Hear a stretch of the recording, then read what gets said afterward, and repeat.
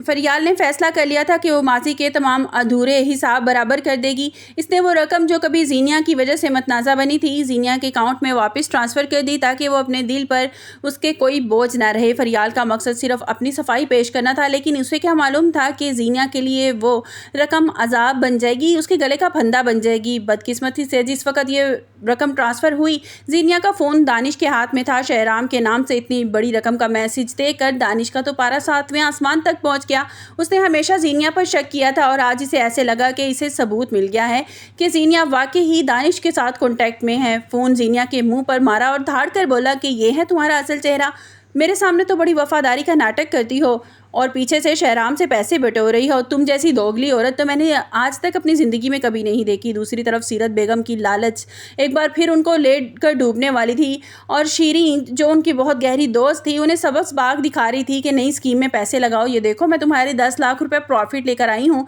और सीरत बेगम जो थी वो दौलत की हवस में इतनी अंधी हो चुकी थी कि उन्होंने अपनी ज़मीन अपनी अपनी बहुत सी प्रॉपर्टी बेच कर उन्होंने शीरीन को पैसे दे दिए और शीरीन जो थी वो ये सारी रकम लेकर एयरपोर्ट पहुंच गई और हमेशा के लिए लंदन फरार हो गई। सीरत बेगम को अंदाज़ा भी नहीं था कि उनका अपना बिछाया हुआ जाल उनके गले का फंदा बन जाएगा। इसी दौरान ज़रार और महक के दरमियान दुबई में अनबन हो गई। ज़रार अपनी माँ की बातों में आ गया था और महक से ज़िद कर रहा था कि महक हमें पाकिस्तान जाना चाहिए, लेकिन महक ने साफ इनकार कर दिया। महक ने कहा कि तुम अपनी माँ की बातों में आ सकते हो, लेकिन मैं नहीं, मैं उनकी वो बातें, उनके रवैये में नहीं भूल सकती और मैं अपने बच्चे को लेकर उस दलदल का हिस्सा नहीं बनूंगी। महक के इस फैसले ने ज़रार को अकेला कर दिया था। वो अपनी ज़िद और मोहब्बत के दरमियान बुरी तरह फंस गया था। उधर शहराम की बहन शानज़े अपनी नई ज़िंदगी की शुरुआत एक ऑफिस के इंटरव्यू से करने के लिए पहुंची। उधर शहराम की बहन शानज़े अपनी नई ज़िंदगी की शुरुआत के लिए एक ऑफिस के इंटरव्यू देने के लिए पहुंची। वहाँ उसका सामना फ़ेरोज़ के साथ हुआ,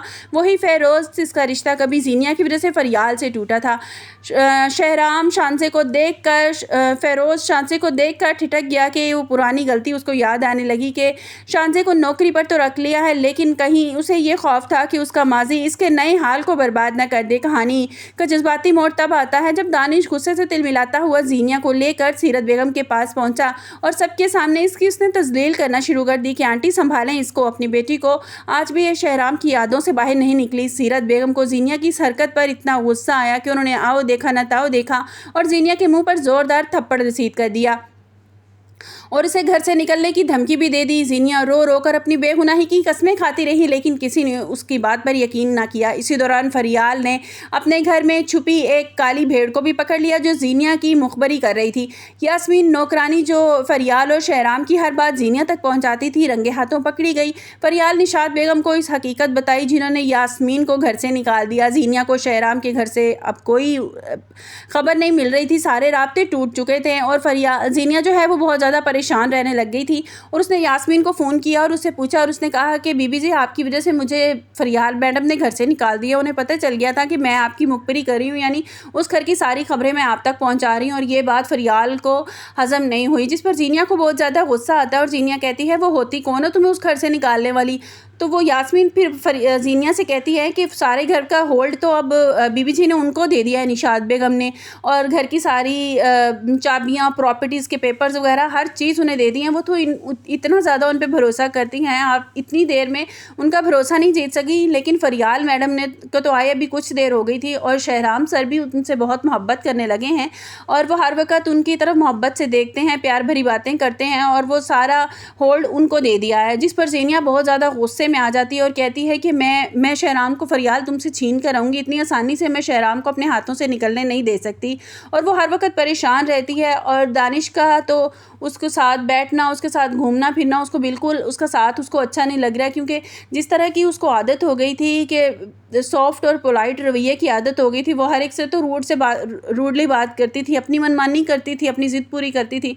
और दानिश इस तरह का उसके रवैये सहने वाला है नहीं। फिर उसको शहराम की ज़्यादा शिद्दत से याद आने लग जाती है कि शहराम मेरे साथ कैसा था, और ये तो दानिश ने तो मेरे साथ शादी के दूसरे दिन से ही रवैया बदल दिया है कि सारे घर के काम तुम करोगी, मेरे काम तुम करोगी और मेरे लिए ब्रेकफास्ट भी तुम बनाओगी। जिस पर जीनिया मुंह से निकल जाता है कि मैंने ना मामा के घर पे ये सारे काम किए थे, ना मैंने शहराम के घर पे किए थे।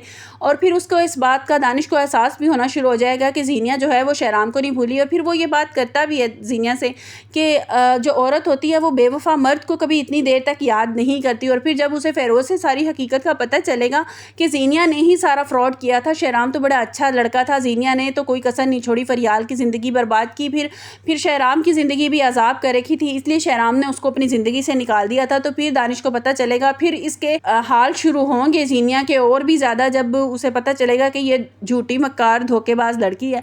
फिर वो कहेगा कि पहचान तो मैं तुम्हें पहले ही गया था, लेकिन अब मुझे इस बात का एहसास भी हो गया कि तुम परले दर्जे की झूठी और मक्कार लड़की हो। आप लोगों को क्या लगता है कि दानिश फिर उसको तलाक दे देगा या उससे सारी प्रॉपर्टी हथिया के उसकी माँ से और वो बाहर कंट्री में, बाहर के मुल्क जो है वो फ़रार हो जाएगा?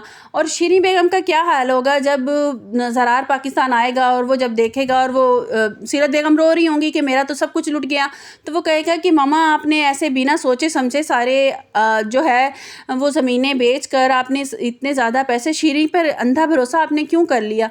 तो वो उनका लालच उनको ले डूबेगा और रही सही कसर जो है वो दानिश निकाल देगा। आप लोग को मेरी वीडियो कैसी लगी कमेंट्स बॉक्स में अपनी कीमती राय का इज़हार ज़रूर कीजिएगा। मिलते हैं एक नई वीडियो के साथ, अपना बहुत सा ख्याल रखिएगा।